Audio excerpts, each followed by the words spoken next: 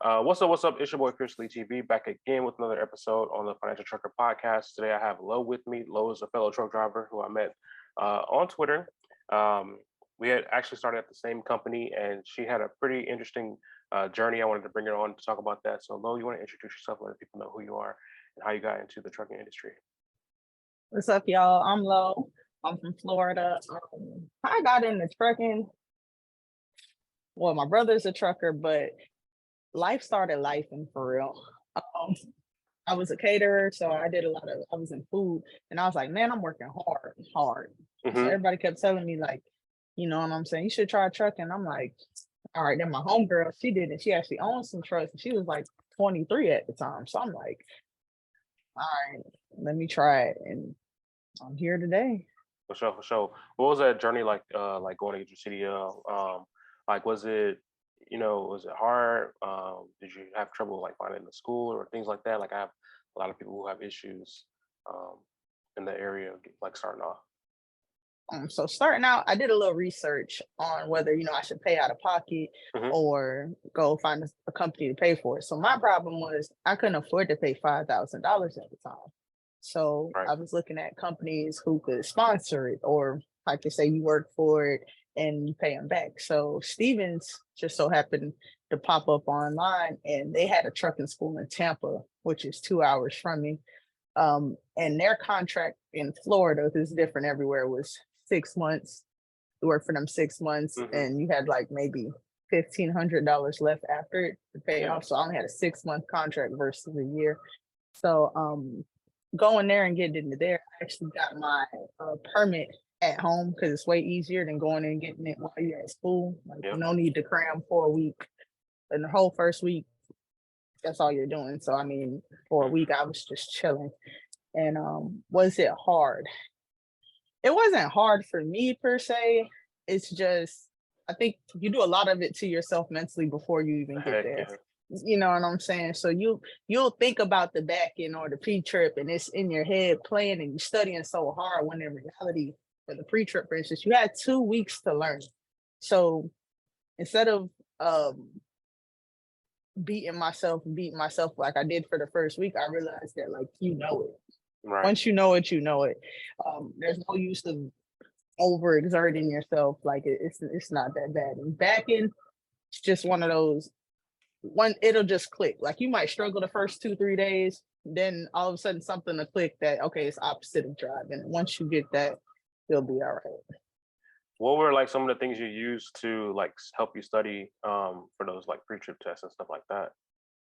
Honestly, it's a CDL prep app. Mm-hmm. And it's word for word the answers. Yeah.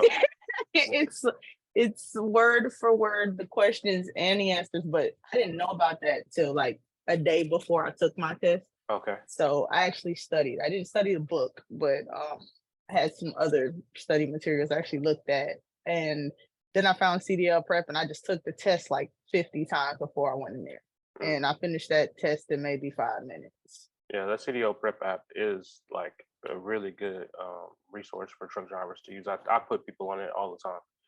For sure. Because like you said, it's word for word. It's like, come on now, let's not make it hard on ourselves. Like, if it's out there, use it. That's how I tell. Super truckers might tell y'all different, but one thing about it, that book is gonna teach you stuff, but till you get out there, you don't understand nothing about trucking when you're trying to get your permit. Like, nothing. We don't know about no air brakes, nothing. Like, so I mean, use that. For sure. So like with your first company, what were some of the things, like pros and cons to the first company you worked at coming into the industry? Good old Stevens Transport. Okay, so pros. I'll always be thankful, because one thing about Stevens, that safety stuff, it might be boring and long, and they might emphasize it. But one thing about it, once you leave that company, or once you get away from there, and little things like 10 miles per hour off this ramp or following too close, they stick with you, because you'll realize how obnoxious some of these truck drivers are, and how a lot of the stuff you do out there, you can't control. People cutting you off. So like keeping that following distance and stuff they reiterate, and all them long orientations and stuff. That's one part about Stevens I can say helped. Another thing is, I mean, pros of Stevens, Lord. It teaches you, I mean, it's straight reefer. So if you want to, you know, go into that field after the fact, you'll have a lot of experience with the reefers and just pre-tripping and, you know, checking if everything's okay, because it's different from a drive-in. Right. You know, that reefer might cut off on you while you're driving. And one thing about Stevens, they're gonna let you know some way, somehow, if something wrong. Yeah. Cons. Before I even get into this, every big trucking company you start off with, it's going to be some type of BS you're going to deal with. So you might as well just accept it for what it is and go in with a mindset of I'm here for a reason. For you sure. know what I'm saying? So Stevens con, first of all, is I was a team driver. I started off in teams, and the con was it was a con. Like what you make with them, and depending on their dispatchers, and depending on what they have going on, like you can get yourself in a position where you have zero control over your load and how they get there, and you know whether the dispatcher is running you right.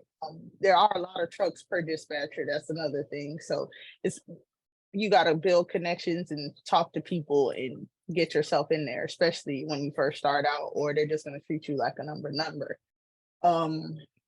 Another con, I won't necessarily say cons, they're just like learning experiences. With teams, it was different because like our truck didn't stop. So that 10-hour break, you rarely got. So just in general, trying to learn how to drive those hours, get rest. Right. Start. It's just a different experience when you first start out because you really don't know what you're doing. Oh, con. Them trainers, it's hit or miss, okay? Yeah, like for sure. it's hit or miss. If you uncomfortable, if stuff going on you don't like, now I ain't saying petty stuff, oh, you don't want your shoes in the back. Some stuff you have to deal with because you want to get through your 40 hours. But if they're not teaching you anything, you know what I'm saying? You up there by yourself, although like for me, the majority of my 40 hours, I was solo up there. So I just had to figure it out. But me being an athlete, like I didn't really care. But there's a lot of people who, you know, care about that stuff. And you get anxiety up there because it's new. You don't know what's going on. And you got a trainer that's not training or they're not doing anything and they're just using you to make more money. So that's another thing you have to, you know, be mindful of. 100%.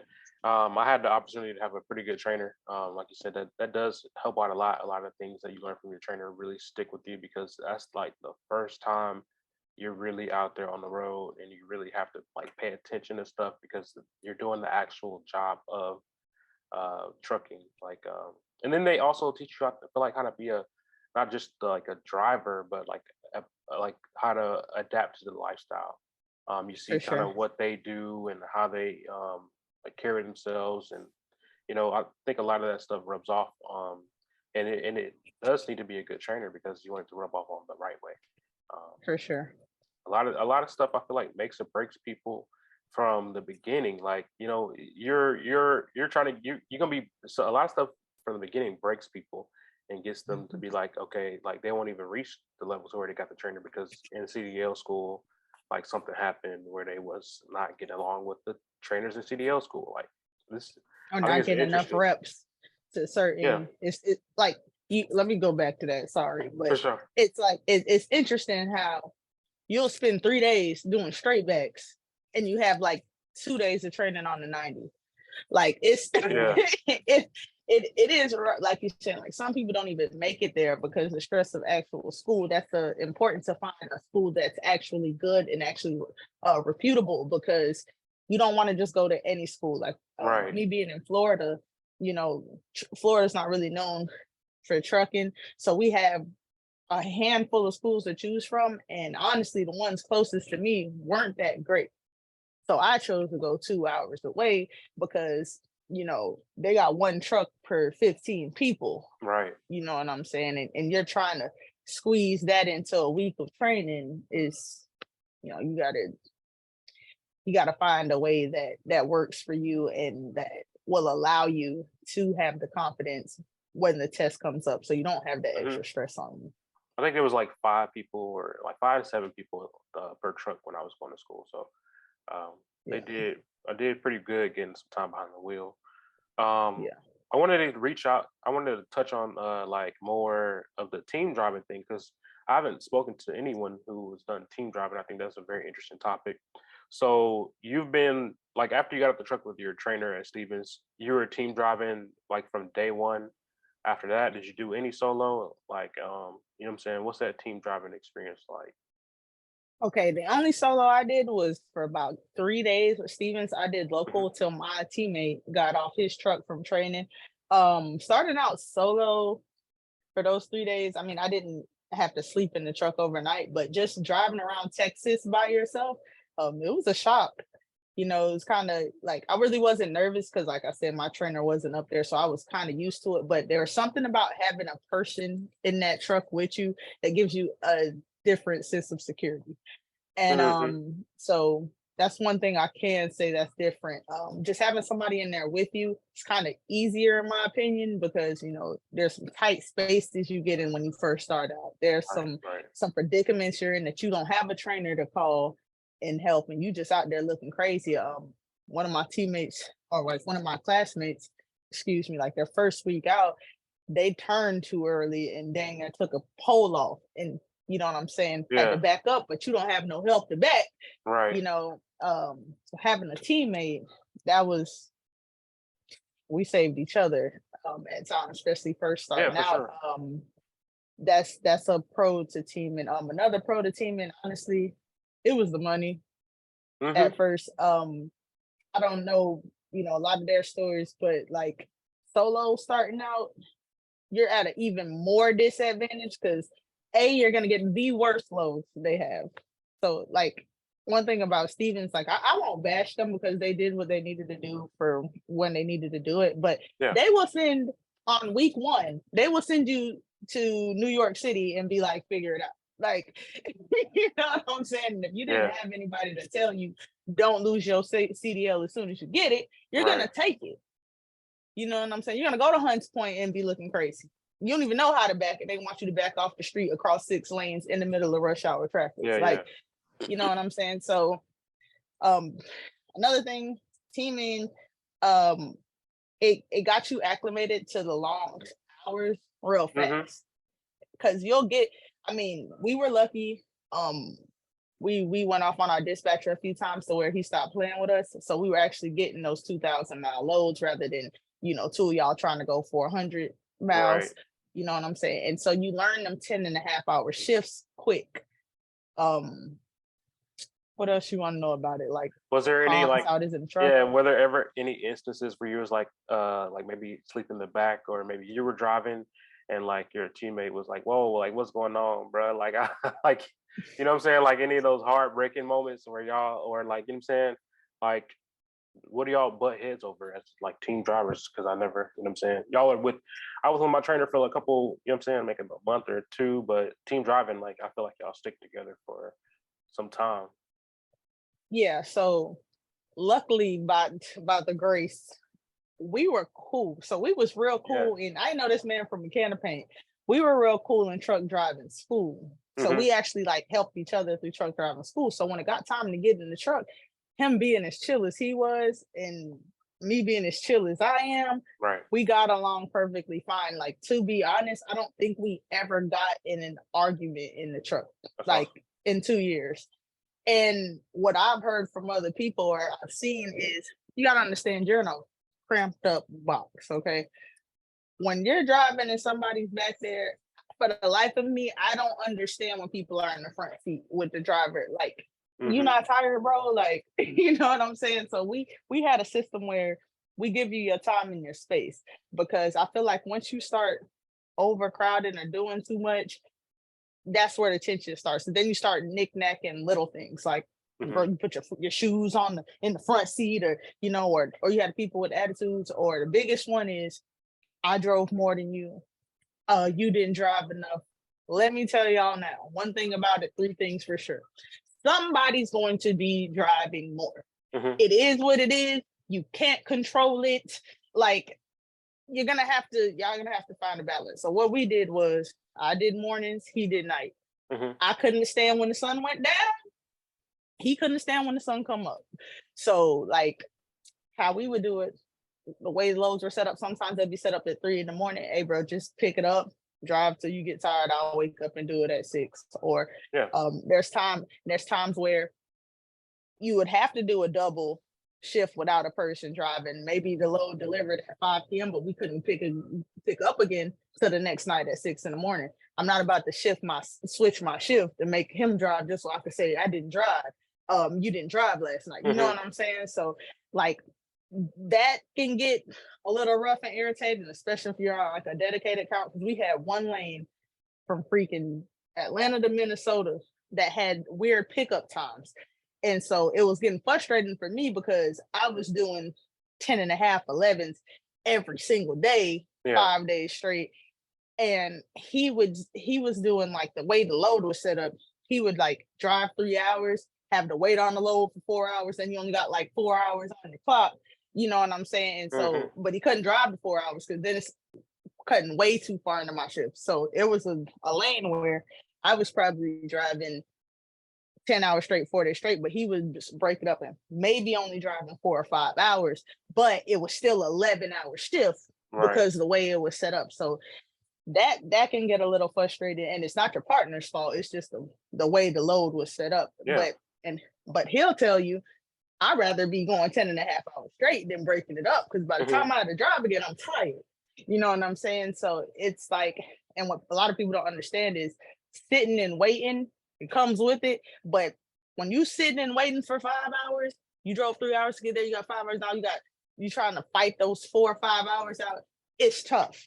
So, just learning how to get acclimated and not getting frustrated with your partner about stuff that's not even y'all's fault. You know what I'm saying? So just understanding that, yes, somebody's going to drive more, but yes, you're going to make the same paycheck. You just have to understand that, because I could still guarantee you, even with what you're doing, you're still probably making more than being solo. It's just the way it's set up. Especially first starting out. Yeah, the truck don't stop. That's one thing I never got into. I never even like played with the topic of driving teams. I did train a little bit. I guess so I got to see kind of how it will be teaming with someone else, but it was never like a consistent thing. So where do you find like leisure time and like things like, you know what I'm saying? Because I think trucking is a lifestyle. It's also an experience when you are able to be in different states every day. You're able to travel. You're traveling every day. You're seeing new stuff. You're doing stuff like that. So where do y'all find the time? Y'all have time as a team to like get out and enjoy like where you at, like that type of stuff, or do y'all just wait until it's time to do like a 34 or time to go home, and then y'all go y'all separate ways and Okay, well that's that for our journey, I can only speak for us. We kind of set ourselves up for no leisure activities because the way my company was set up, we did mail, Amazon, UPS, FedEx. And the way our loads are set up and like the company was set up, like that truck did not stop. So you did not have time to go, like you didn't even have time to work. Like you were showering in your 30s. Like, granted, I would feel like that company that I worked for, you got paid for what you did, so I didn't mind it. But as far as like that free time that a lot of people talk about, you're not going to get that team driving. If you're at a good company, they're expecting you to do 5,500, 6,500 miles a week. There is no downtime. When you're down, you're going to sleep, because you understand that with solo, you'll have those days. One day you might drive 6 hours. One day you might bust 12. One day the load might pick up later. You only drove three hours. We don't really get that luxury. Like it got to a point, even on our dedicated lanes, we were busting 10.5, busting our clock every single day, 5 days straight. And by the time you got to your 34, sometimes they tried to hit us before we knew better. They was hitting us with rolling 34s on top of doing 6,500 miles a week. Right.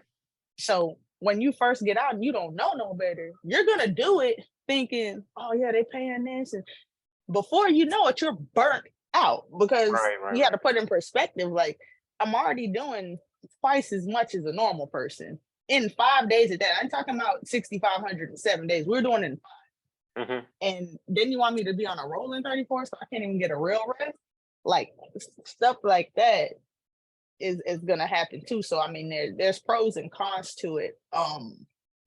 And like, what were you saying? I feel like I got off topic. No, I was just asking, like, as far as like being able to get out the truck, like, what was y'all? Oh yeah, my thing was, so I skate, so I bring my skates on the truck with me, and depending on the lane, like we had a dedicated lane to Charlotte one time, so I would go skate on our 34s. And that was because our lane was easy. It was Orlando to Charlotte, so it was only 8 hours a day of driving, and you had like 4 hours of downtime in between before your 34, and it wasn't a 34. I mean, a rolling 34. Right. So that lane was perfect. I was able to exercise.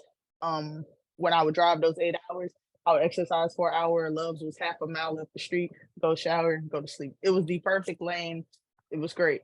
But when we got off of it, that leisure time got real unleisure. So, I feel you. I mean, for the most part, I just tried to rest. When I was in Jackson, I had a dedicated lane to Jackson. I would just go to the outlets on my 34s. I would order food and go find local stuff to do. But other than that, I was shopping, to be honest. What was like the biggest like change from like your previous lifestyle to like being a trucker? You know how, you know what I'm saying, some of us get out here and we let ourselves go. Like, what was like the hardest realization that you had to like dang, like I'm really seeing I don't have time to do this, or I'm like really changing, like seeing changes where I don't got time to get a retwist, like I'm, you know what I'm saying, like that type of stuff. Luckily for me, I ain't that bougie. Like, I thank God that I'm not like a bougie chick, because like it wasn't none of that. Like, Yeah. you were so tired sometimes you go home for 5 days and be like, bro, I'm not getting here. Like, Yeah. you just over it, you know. But like that and the weight gain, like when you realize how much junk you have to eat. I ain't saying that you like you have to eat, because there's nothing. You would think that they serve like salads and stuff in all of the truck stops. That's not the case. You know what I'm saying? And before you know it, you don't even realize that you eating Arby's and Subway and McDonald's every single day. Well, I eat on McDonald's, but all this fast food. So the biggest thing for me is when I started realizing, like, I gained like 50, 60 pounds in like a year. And that was one thing. And then you start realizing you're getting aches and pains in places you didn't used to have aches and pains. Joints start hurting. You start realizing, dang, I only walked, around the corner, but I'm tired. Like, you don't realize how much not moving essentially all day is slowly but surely eating at your health. Especially team driving. It's a little better, solo, because you have those 10-hour breaks. And to be honest, 10 hours ain't enough sometimes. Like, if you want to work out, shower, this, by the time you get there, you got 6 hours on the clock, and you gotta hope you don't have a dispatcher that's calling you as soon as it's up. Because they're gonna wake you up before it even ends. You're gonna be 20 minutes left in your 10-hour. They're gonna, hey, I know it's about to come up. Where you at? Yep, you're not on pre-trip? You haven't started the pre-trip yet? Like, it's wild out here. So you definitely have to learn. My biggest thing was, like, I was always, time management, but you really have to understand time management out here, and like little skills that you don't think. God daggone planning that trip. Like, you have to get into planning. A lot of people sleep on it. They don't want to pay attention to it. But when you don't pre-plan, you can find yourself in a pickle. You might not even get to your load on time because you didn't space out your day right. You started the clock too early. You started too late. So just learning to pay attention to little details that you won't necessarily have to do, in regular life. And like you said, learning to live without the luxuries. That's a big thing. Like, you don't have the luxury of showering every day. Like, I'm sorry, guys. Like, it doesn't happen like that. Right. And anybody who tells you that, they're lying. And if they're not lying, they're breaking their neck to do it. Yeah. Like, it is what it is. And I don't know about solos and how y'all do it, but there's times, can nobody tell me they actually found parking at a truck stop every single day of their career? You might be at a rest area. You might be on the corner. You might be at the shipper or the receiver. True. You know what I'm saying? So just the showering, like understanding that you better have you some wipes, some stuff. Like I ain't saying go out here and do 5 days without bathing because that's what some of them do, and that's nasty. But just know that there's certain luxuries you're gonna have to give up. You're gonna learn how to shower in that convenience store. You gonna learn, you gonna learn how to use the bathroom in that convenience store. Yeah. Like little luxuries you get up in that. Like when you get out the truck, you start appreciating things on the outside that you don't have. Like you start everything, little stuff. Oh man, it's light. Like little stuff you get excited for. Like I feel like trucking gave me a lot more patience than I had before I started. Like I've always been good with people and talking to people and patient, but trucking, anything that can irritate your nerves is gonna irritate your nerves. For sure. And learning how to wait, because you're gonna do a whole lot of hurrying up and then waiting right there and not doing nothing.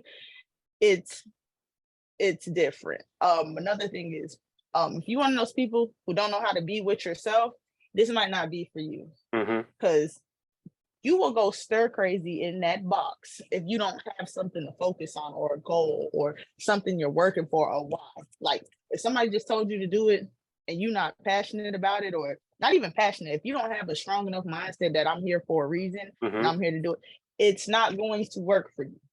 Like I need people to understand that. Like you can't just go out there on a whim and it'll work out. Like no, because everything that's gonna irritate you, that can irritate you, will irritate you, and you'll get real lonely, and you'll be getting in your head because there's nothing but a box and loads, and you're trying to make time pass for 10 hours a day. Like, so you definitely have to be like mentally tough to be out here. That's another transition that you have to learn from regular life getting into a truck. 100%. So I want to talk about like finances. You know what I'm saying? It's a financial trucker podcast, so I want to talk about finances. Like, what was your journey with like, with being a trucker? Like a lot of us have issues already, you know what I'm saying, with the financial literacy. And then getting into the truck, then people are now looking at you as like kind of the breadwinner and things like that. Like, what was your journey with that like situation? Ooh, so for me, starting out, I had went through like a real life change. So I honestly like lost everything. Wow. So I quit my job. Like I ended up in a hospital for 3 weeks and I lost everything. So I'm talking about I'm starting from ground nothing, like borrowing money to get through school. Even in training, because you don't get paid for like 4 weeks. So just luckily I had a support system who made sure I was straight. But when I first started, I had nothing. You know what I'm saying? And that's one thing I love about trucking, is it affords you opportunities that you don't see. Like I was the average person making $30,000 to $40,000 a year, driving Uber, cooking. Like I was never a person who could sit at a desk. So I had like a part-time job with the city, and the rest of it I just made happen. But getting into a truck and with nothing, like, and going from seeing 800-900 every 2 weeks to even first starting now, like first check was like $900 in 7 days. I was like, I know y'all lying. Like, and I'm thinking that's something, because 900 in a week, but I ain't do nothing. Like, you know what I'm saying? And then it's like I was teaming. So I'm doing it, and like it's a shock, because now you're seeing 900, and the next week you're seeing 1,200, and the next week you're seeing 800. And when you went from, like I said, working 2 weeks to make that, it's like, oh shoot. Like another thing I did is I got real minimalistic. So I knew I was gonna be on the road. So I had somebody rent my car. So they paid the car note and the insurance. I got rid of that, got rid of an apartment. I got rid of everything. I have no bills. That's another thing I like to tell people. When you get out here, cut down all that stuff, because you're not gonna need it and you're not gonna use it. Go live at your mama's house, go live with your sibling.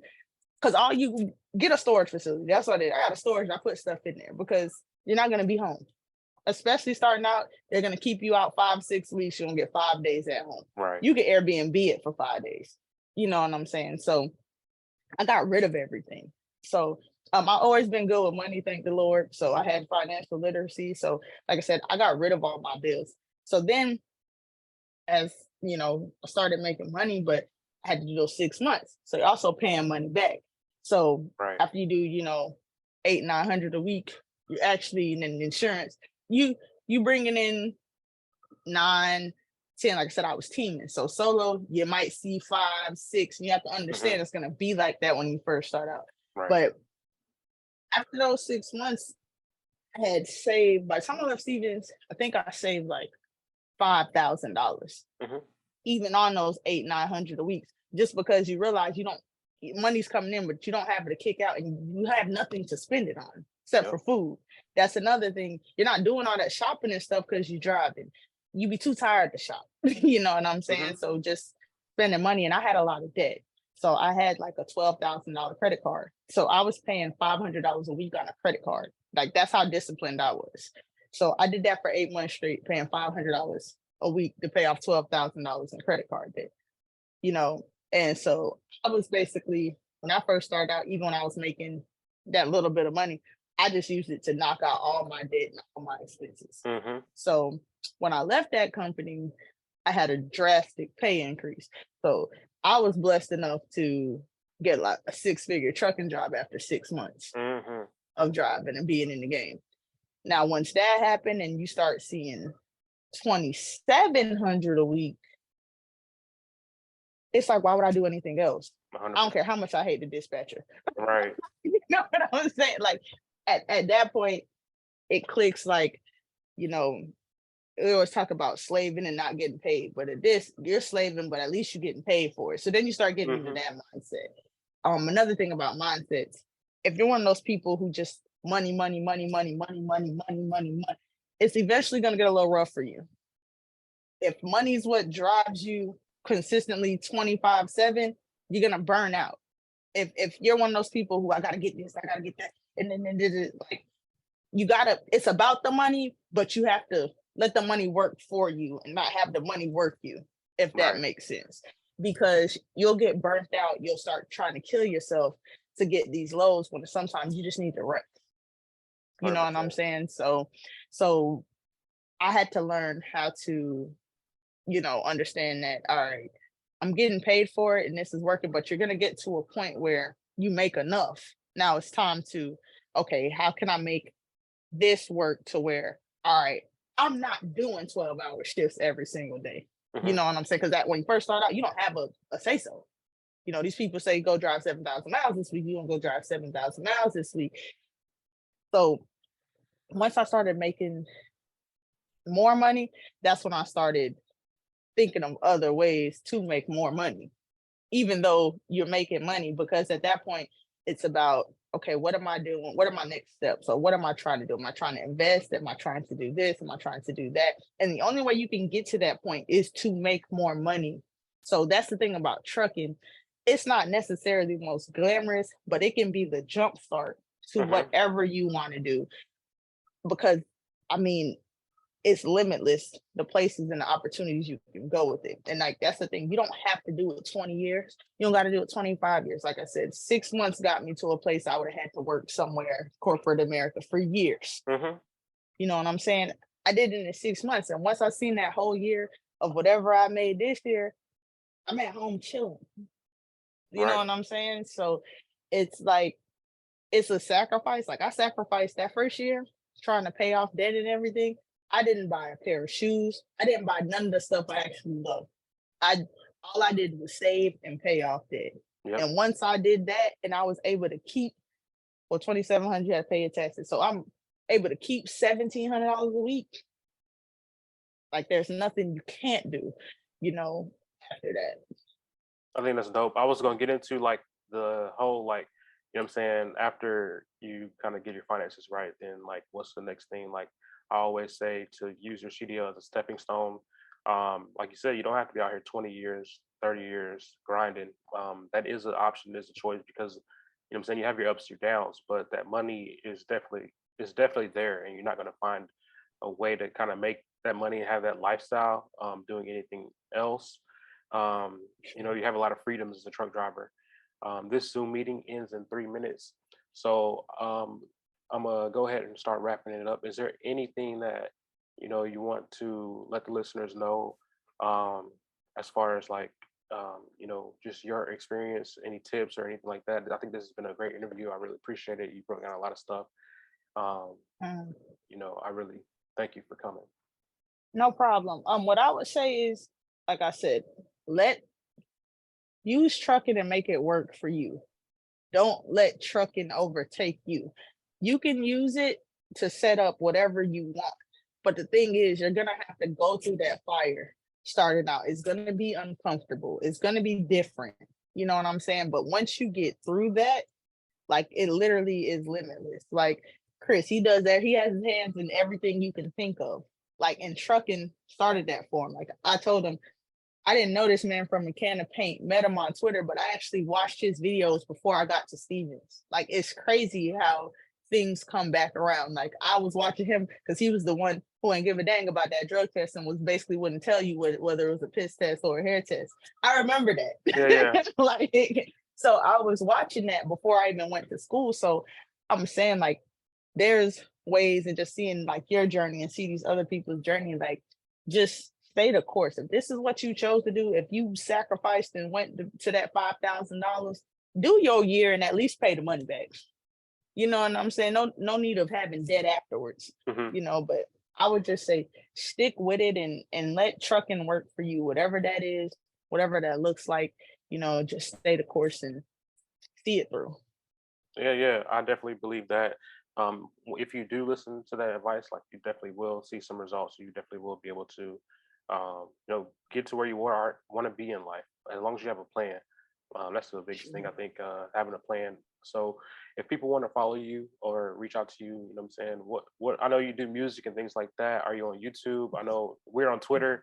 You know, so what are those things that you do where people can follow you and kind of see what you got going on? It's Lolo the Phenom on Twitter, and it's Lolo B on all of the platforms, Spotify, Apple Music.